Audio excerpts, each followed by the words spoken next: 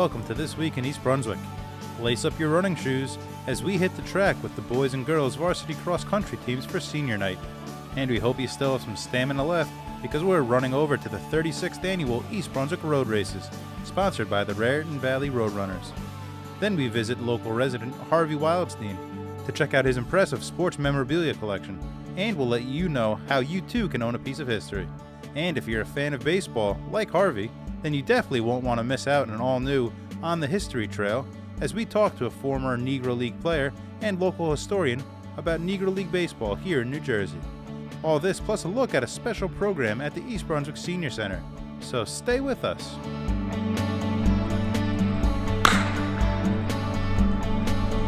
The East Brunswick High School boys and girls varsity cross-country teams held senior night before a recent home meet versus North Brunswick. EBTV was there to honor this year's graduating athletes.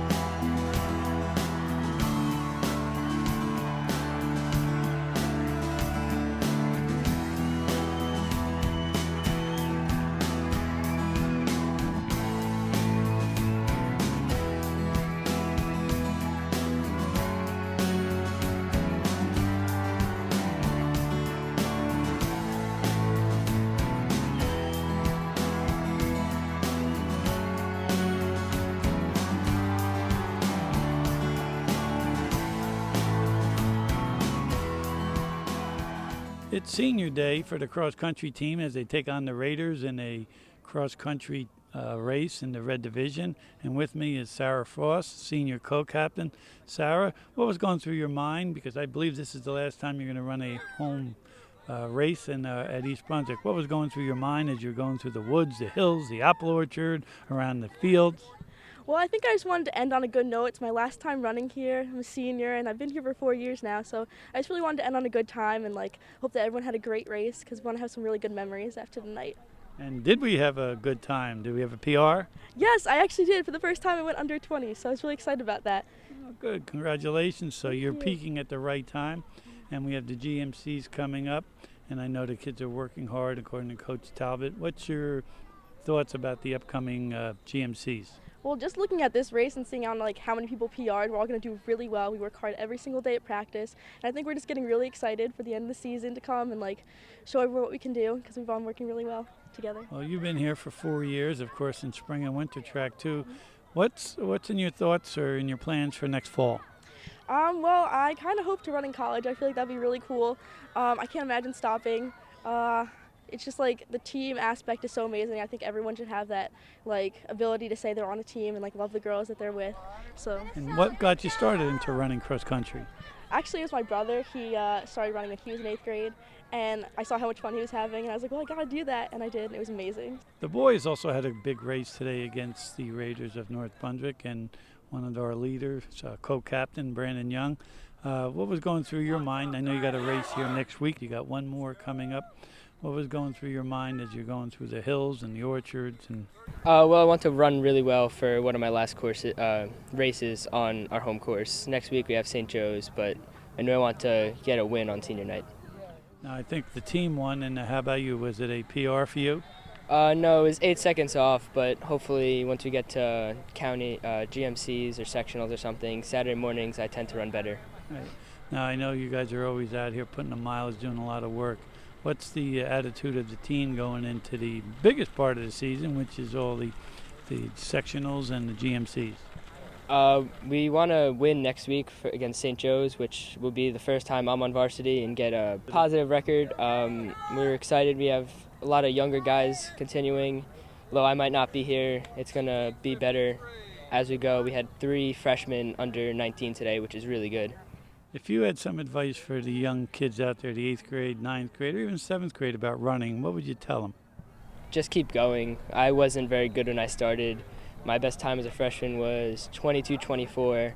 Now I run over 5 minutes faster than that. So just keep going, and you put in the work, it's going to show.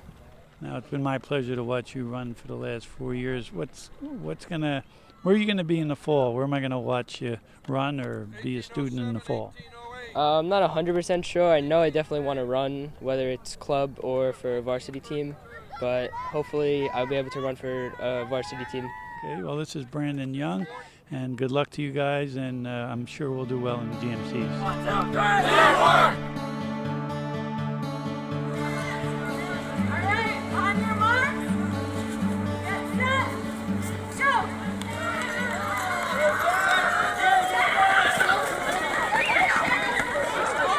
This is Kenny Chow reporting for EBTV at the 36th Annual East Brunswick Road Races.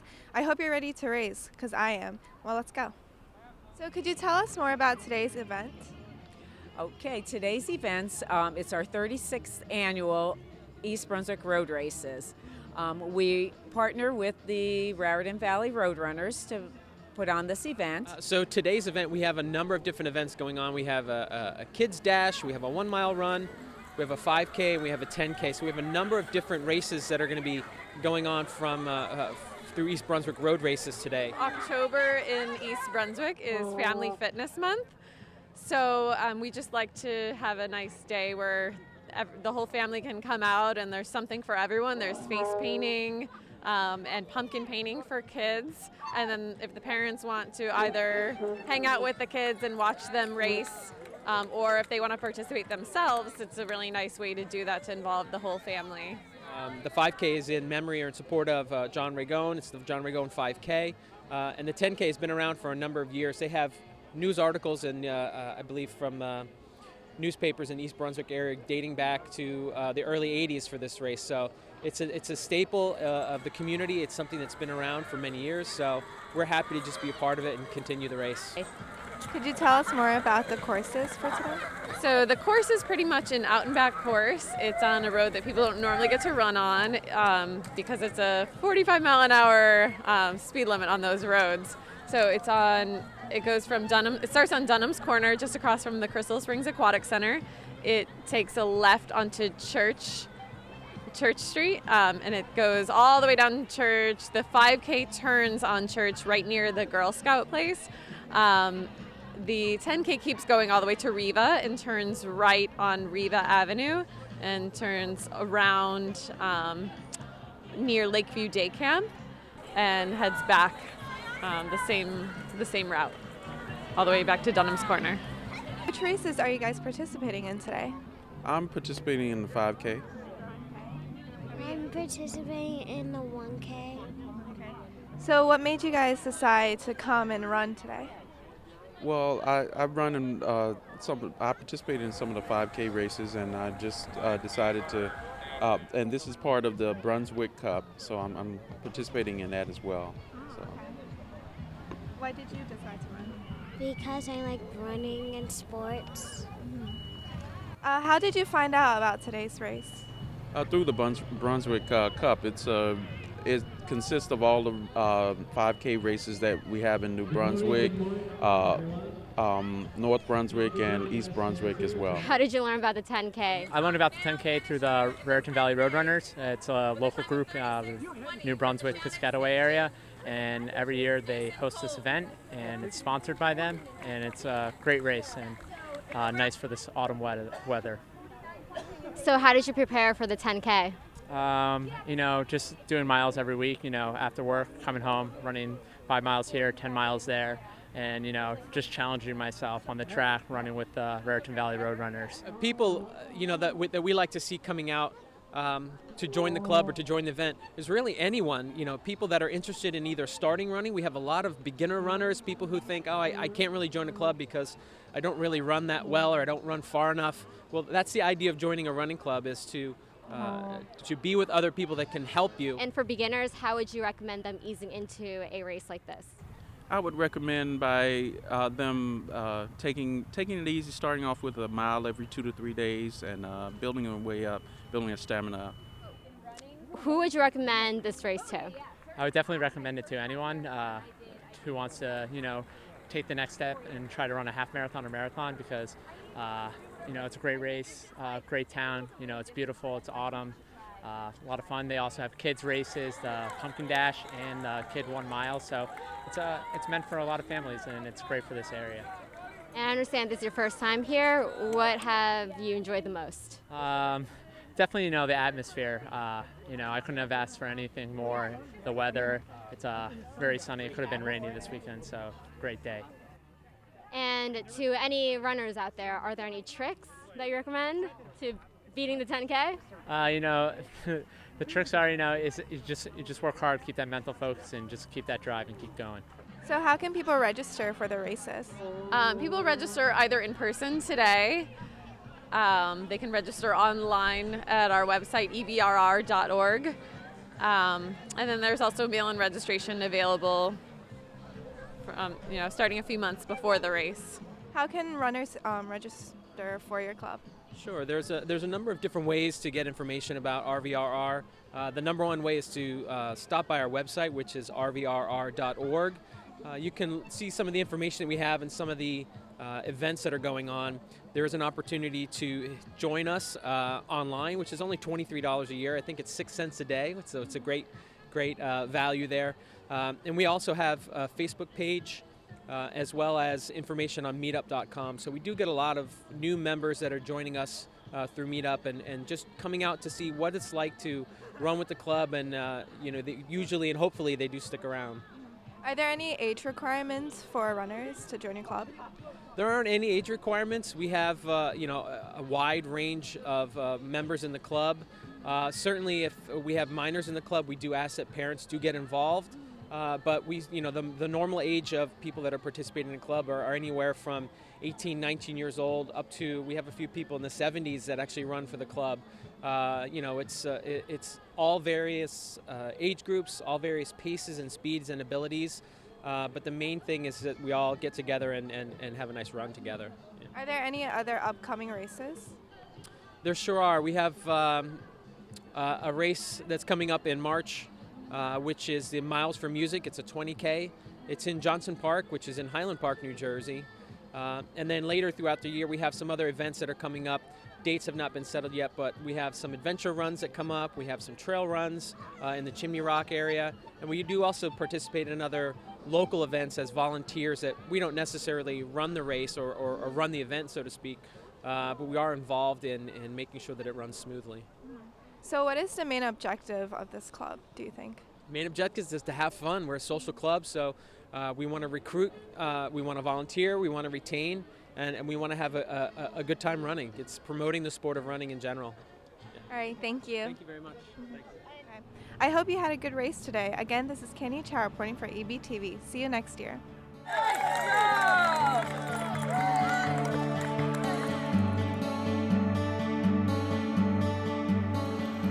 If you're a fan of baseball and collecting memorabilia, then you may want to meet Harvey. East Brunswick resident Harvey Wildstein has an extensive collection of baseballs, bats, photos, uniforms, you name it. We stopped by his home recently where he gave us the tour. Well, the collection is really everything in baseball. You got some football upstairs, you got some basketball upstairs, and it goes on and on. These are the 500 home run ball hitters of our era. No steroids involved, guaranteed. These are the Hank Aaron's, the Mickey Mantles, the Willie Mays, and et cetera, all certified. Everything that's autographed in my collection is certified. Anybody that got anything autographed, whether you got it at a ball game or wherever you got it, you must have it certified to be worth anything. And your collection, spans decades. How long have you been doing this, and how did you get started in collecting?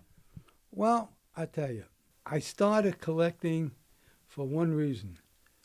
I love to gamble. So one day I'm watching football game, and I'm watching the game, And I kept on flicking the channels. And I said to myself, what am I doing? So what I did, I said, I'm going to stop gambling. And from then on, anytime I get the urge, I'm going to buy myself a piece of sports memorabilia. This is what it came to. A little uncontrollable. I'm addicted. I went from one addiction to the other. Obviously, there's a lot of New York Yankees memorabilia, and you said before you're born in Brooklyn, but you're a Yankees fan. Yeah. What do you have a favorite piece or favorite player on the Yankees? In Brooklyn, everybody was a Dodger fan, a Brooklyn Dodger fan. I mean, I went to a lot of Ebbets Field games. I did. But I said to myself, I don't want to be like everybody else. There must be other teams. So I said, one day I was about 14. I took a train ride to the Bronx. I saw Joe DiMaggio play. I said, that's my team. So I became a Yankee fan automatically. I got a button. I kept it in my wallet. I kept it in my locker, the 2 buttons I got. And I became a Yankee fan, and that's it. And ever since then, I've been a Yankee fan.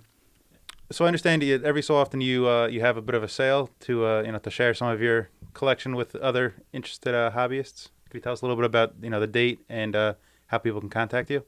Yes, I'm having another sale October 26th and 27th, 2013, that is. And it's going to be on a Saturday and Sunday, start at about 9 and knock off at about 4. And the address where I'm going to have the show is 58 Mitchell Avenue, East Brunswick, New Jersey, 08816. What would you say to people, kids or maybe even adults who are just starting to build a collection? What would your message be to them, and what do you get out of it, amassing such a collection? Well, for people that want to start a collection, they have to start with the real things. They have to make sure it's authenticated by the right people, but they have to get the piece they like, right, and cherish it. And don't put it in your closet. Hang it on the wall when you can display it and enjoy it. Any interesting stories about tracking down a part of this collection? Well, one night, somebody called me and said, I got a Lou Gehrig sock. I said, what? He said, yeah, I got a Lou Gehrig sock. I said, is it autographed? Yeah. Do you have a certificate? No. So I said, where are you? He was right in Saraville. I said, okay. So I took a ride over the bridge, and I bought the Lou Gehrig socks. It was a pair, of course, not one. And they were both signed. Now, I didn't know if they were real or not, but I took a chance. I think I gave him $700-800 for it. It's worth about $4,000 or $5,000 at least. So I had it certified. P.S. I haven't got it anymore. You know who got it? My daughter out in California. Okay, so Harvey, we're now standing in your garage, and this is where the sale is going to be taking place. That's it. And you've got a couple pieces out here. Can you tell us a little bit about them? Well, this is a Jackie Robinson piece. He's sliding into home plate, and there's Yogi Berra. The controversy was he safe or he's out in the World Series. Everybody remembers that. I think he was out. I'm a Yankee fan. Here you have a Roger Maris piece, 61. That's when he hit his 61st home run. That was the record then. No steroids again. This is a Thurman Munson piece with Reggie Jackson in the dugout. Beautiful piece. They were at odds with each other all the time. And now you have a variety from baseballs to photos and gloves and cleats. What do you notice has been the most popular thing that people like to buy and collect? Well, it's a toss-up between baseballs and photos, in my opinion. Bats are so-so, jerseys are so-so, but it's the photos and the baseballs. That's what people want. Here you got the big three. DiMaggio, Mantle, and Williams. Beautiful piece. Everybody likes those three guys. Can't forget Derek Jeter. He's number one right now, injured. This is a Mickey Mantle piece, 1956 when he won the Triple Crown, and Casey Stengel is standing right next to him. So even if people aren't in the market or aren't interested in buying anything, you would still invite them to come out and take. It's like a little museum.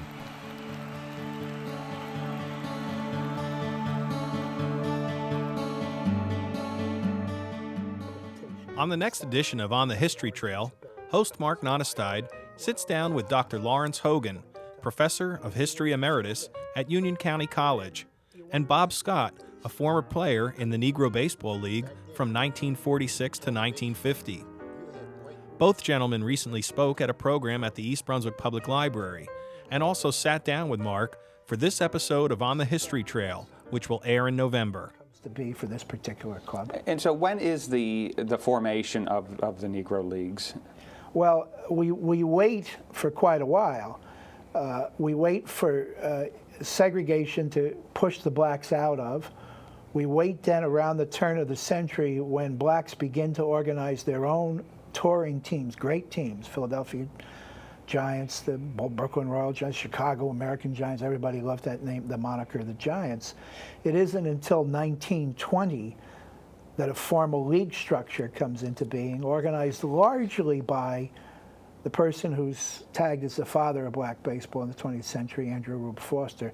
But there's a host of other folks involved in it too. A guy named Ed Bolden in the East, another guy named Taylor who had the team out in Indiana, the Indianapolis ABCs, and a host of other significant black businessmen, basically, who brought this structure into being. Right. And Bob, you're a living legacy to the league. I mean, the tail end of it. Can you talk to me a little bit about your involvement and what team you played for?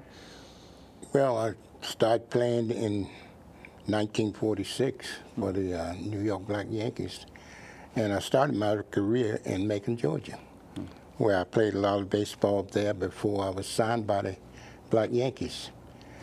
And I thought that was the greatest thing that I ever could do, play baseball. And when I was signed by the Black Yankees, I thought I was the greatest ball player I ever saw, coming out of Macon, Georgia. 16-year-old young black kid. Could throw harder than the Georgia Mule could kick. But actually, my cousin, he passed away, but he is the cause of me to be a ball player today, because he said to me that, you know, you're playing here in Macon, and you got qualification. You're a better ball player. So I'm going to take you down and give you a try with one of the Negro League teams. So that we had the, I think we had the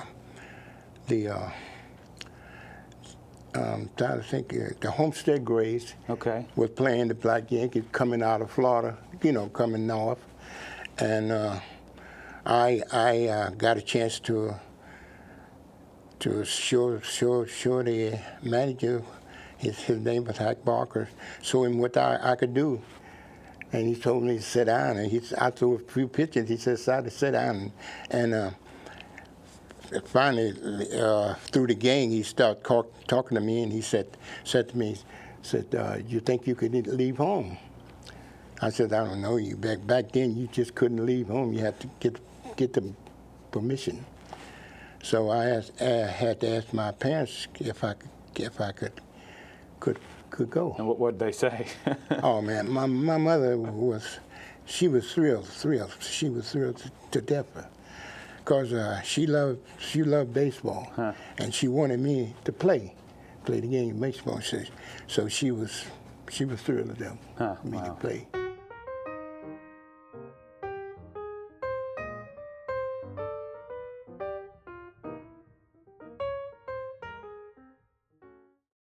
The East Brunswick Senior Center recently held a special presentation called Classic Urban Harmony, Tales from the Doo-Wop Era, as part of the ongoing 150th anniversary of the Emancipation Proclamation. I'm Sharon Riley Grossi. I'm the Assistant Director here in the Department on Aging. And we are so excited to welcome Charlie and Pam Horner, who have brought us tales from the doo-wop era. And if you recall, way back in January, we started a program. We started programs related to the 150th anniversary of the Emancipation Proclamation. And I would like to recognize May Caldwell for her assistance in making all these things happen. And so this is our fourth or fifth program related to the Emancipation Proclamation, and we still have more to come. But I don't know, could we say this is our liveliest? We hope this will be our liveliest recognition. And so Charlie's going to look at the influences of Black artists in this time. My name's Charlie Horner. My wife Pamela Horner is in the back, and we are both halves of a little venture we call Classic Urban Harmony. Classic Urban Harmony, our main function is to try to preserve the legacy and the history of quartet singing, specifically black quartet singing and all of its derivatives. Now, we're going to talk a lot about doo-wop music today, but we're going to start a little bit earlier and talk about how it all came about.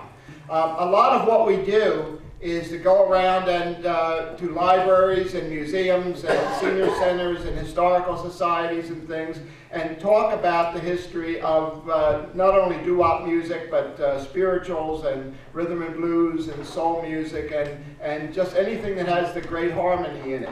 And we do this because over the years we've interviewed hundreds and hundreds of singers. I used to be on the radio in Philadelphia. I was on the radio for 25 years down there doing a weekly show that specialized in R&B vocal groups and doo-wop vocal groups. And during that time, I got to interview so many singers. Pam and I know most of the singers that we're going to be talking about today. Unfortunately, a lot of them are no longer with us. And it falls on us and a number of other researchers to tell their stories because they're no longer here to do so. So Pam and I are involved in quite a bit. We do research, we write articles for different magazines. I write for Echoes of the Past, and Pam writes for It's About the Music. But for now, let's try to talk about doo-wop music and how it all began.